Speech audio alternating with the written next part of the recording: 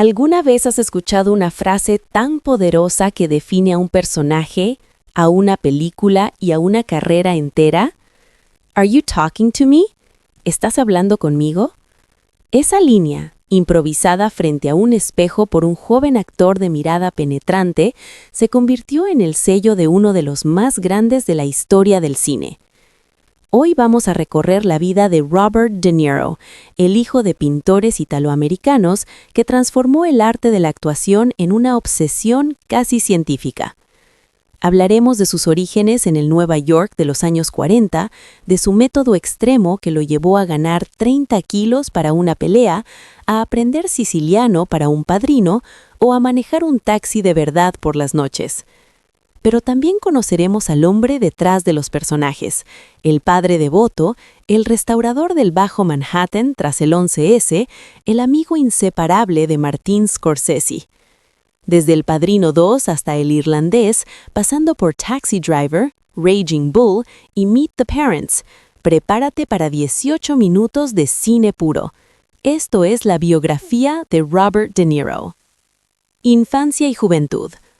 Robert Anthony De Niro nació el 17 de agosto de 1943 en el barrio de Greenwich Village, Manhattan, pero su origen está en la pequeña Italia. Sus abuelos paternos eran inmigrantes de Ferrazzano, Molise, y su madre, Virginia Admiral, era de ascendencia irlandesa, alemana y francesa. Lo curioso, ambos padres eran artistas. Su padre, Robert De Niro Sr., fue un pintor abstracto reconocido. Su madre, poeta y pintora. El pequeño Bobby creció rodeado de pinceles, versos y la bohemia neoyorquina.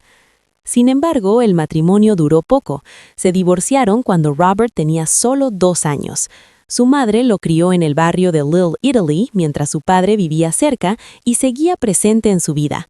Ese entorno, entre inmigrantes italianos, cafés y pequeñas mafias de barrio, sería la semilla de sus futuros personajes. De niño era tímido, introvertido, no destacaba en los deportes ni en las típicas travesuras, pero a los 10 años su madre lo llevó a una obra de teatro, El Mago de Oz, en el famoso Carnegie Hall. Algo hizo clic. Más tarde, en la escuela secundaria, se apuntó a un taller de teatro y descubrió que allí podía ser otra persona. Podía dejar de ser el Bobby callado y convertirse en alguien valiente, violento, gracioso o triste. La actuación era su liberación. Su gran maestra fue Stella Adler, una leyenda del método actoral. Ella le enseñó la técnica de Konstantin Stanislavski, no actuar, sino vivir el personaje. No finjas, le decía. Investiga, siente, recuerda emociones verdaderas. De Niro se empapó de esa filosofía. Abandonó la escuela a los 16 años para dedicarse por completo al teatro. Hizo sus primeras pruebas en el Stella Adler Conservatory y luego en el American Workshop de Lee Strasberg. Sus primeros trabajos fueron en Off-Broadway, pequeñas obras donde apenas le pagaban, pero ya llamaban la atención por algo. Cuando se metía en un papel, no salía de él ni para ir al baño. Un compañero contó que una vez ensayó una escena de borracho durante 3 horas seguidas, rodando por el suelo sin romper el personaje ni un segundo. Eso era De Niro, obsesivo, meticuloso, único. Primeros éxitos y encuentro con Scorsese. En 1963, su primer trabajo en cine fue una rareza, The Wedding Party, rodada en 1963, pero estrenada recién en 1969. Luego llegaron Greetings, 1968, y Hi Mom, 1970, 2 sátiras políticas de bajo presupuesto dirigidas por Brian De Palma. Allí De Niro ya mostraba un humor negro y una energía peligrosa. En Hi Mom, interpretaba a un cineasta underground que filma una violación real. Fue polémica, pero demostró que este chico no le temía a nada. El destino, sin embargo, lo crució con otro joven italoamericano del barrio neoyorquino, Martin Scorsese. Ambos se conocieron en 1973 durante el casting de Mean Streets, Malas Calles. Scorsese buscaba a alguien para el papel de Johnny Boy, un pequeño delincuente imprevisible, alocado y explosivo. De Niro entró a la audición y, según cuenta la leyenda, comenzó a improvisar sin guión. Se inventó diálogos, se rió de sí mismo y de repente sacó una pistola falsa y empezó a apuntar a los productores. Scorsese supo al instante: ese es mi hermano. Mean Streets no fue un gran éxito comercial, pero sí un aldabonzo crítico. La química entre De Niro y Scorsese era eléctrica. El director le daba libertad total. El actor se la devolvía con tomas imposibles. En una escena donde Johnny Boy baila en un bar, De Niro improvisó durante 10 minutos seguidos. Scorsese no cortó hasta que se acabó el carrete.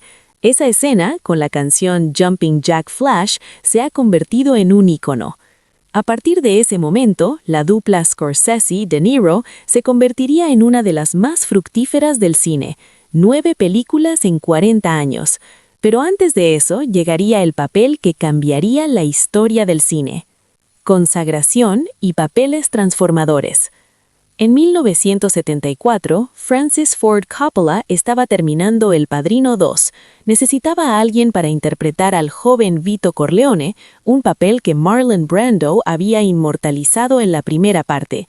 Coppola pensó en De Niro, pero había un problema. El personaje debía hablar siciliano y mostrar una evolución desde inmigrante pobre hasta poderoso don. De Niro hizo lo que mejor sabía hacer. Se fue a vivir a Sicilia durante 4 meses. Aprendió siciliano dialectal, no el italiano estándar. Se ganó la confianza de los locales. Tocaba el bandoneón en las fiestas y cuando llegó al rodaje, Coppola no podía creerlo. De Niro hablaba siciliano mejor que los propios extras sicilianos. Su actuación fue sobrecogedora. Por ella ganó el Oscar a Mejor Actor de Reparto, y hasta hoy es un récord. Es la única vez que 2 actores, Brando y De Niro, ganaron el Oscar interpretando al mismo personaje en 2 películas diferentes. Pero De Niro no se detuvo. Al año siguiente, 1976, llegó Taxi Driver. Para interpretar a Travis Bickle, un veterano de Vietnam con insomnio y delirios de limpiar las calles de Nueva York, De Niro se sacó la licencia de taxi real y trabajó 12 horas diarias conduciendo por Manhattan. Estudiaba a sus pasajeros, los grababa en secreto, y cuando le llegó el famoso monólogo del espejo, "Are you talking to me?", lo escribió él mismo minutos antes de rodar. Scorsese dejó la cámara fija y lo filmó 3 veces. La tercera fue la que viste en la pantalla. La Academia lo nominó al Oscar, pero no ganó. No importa. Travis Bickle ya era leyenda. Luego vendrían The Deer Hunter, 1978, donde interpretó a un soldado en Vietnam, y Raging Bull, 1980. Aquí la obsesión alcanzó niveles casi patológicos. De Niro interpretaba al boxeador Jake LaMotta. Primero se entrenó durante 1 año con el verdadero LaMotta y aprendió a boxear como un profesional. Luego rodaron todas las escenas de peleas en orden conográfico, y cuando terminaron las peleas, De Niro hizo algo increíble. Se fue a Italia, comió pasta y pizza sin parar y engordó 30 kilos para interpretar al LaMotta retirado y gordo. Tuvo que parar el rodaje durante 4 meses. Scorsese esperó. Cuando De Niro volvió con la cara hinchada y la barriga enorme, el director le preguntó: ¿Cómo lo has hecho? Y De Niro contestó: comiendo. Por Raging Bull ganó su primer Oscar a Mejor Actor Principal. Pero no solo eran dramas. En 1988 hizo El Franciscotirador, The Deer Hunter, no, esa ya la mencioné, perdón, ¿era The Mission? No, cuidado, El Franciscotirador es The Deer Hunter ya dicha. Me refiero a The Untouchables, 1987, donde hizo de Al Capone y se metió en la piel del gángster hasta el punto de exigir que le pusieran una silla de época incómoda para sentirse irritable. Y en 1991, para El Cabo del Miedo, se pagó de su bolsillo un implante dental y se tiñó el pelo para parecer más siniestro. La obsesión era total. Madurez y versatilidad. En los años 90, De Niro sorprendió al mundo demostrando que también sabía hacer comedia. ¿Quién podía imaginar al mismo Travis Bickle haciendo de suegro paranoico en Meet the Parents, Los Padres de Ella, 2000?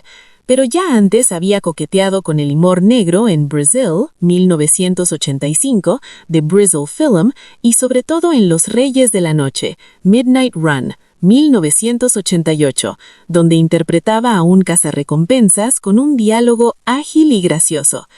Esa versatilidad lo convirtió en un actor total. En los años 90 alternó thrillers como Heat, 1995, donde compartió pantalla con Al Pacino en aquel mítico Cara a Cara en el café, y dramas como Casino, 1995, otra obra maestra con Scorsese. También dirigió su primera película, Una historia del Bronx, 1993, un drama semi-autobiográfico donde también actuó. En el año 2000, la vida personal se cruzó con la tragedia colectiva. De Niro vivía en el barrio de Tribeca.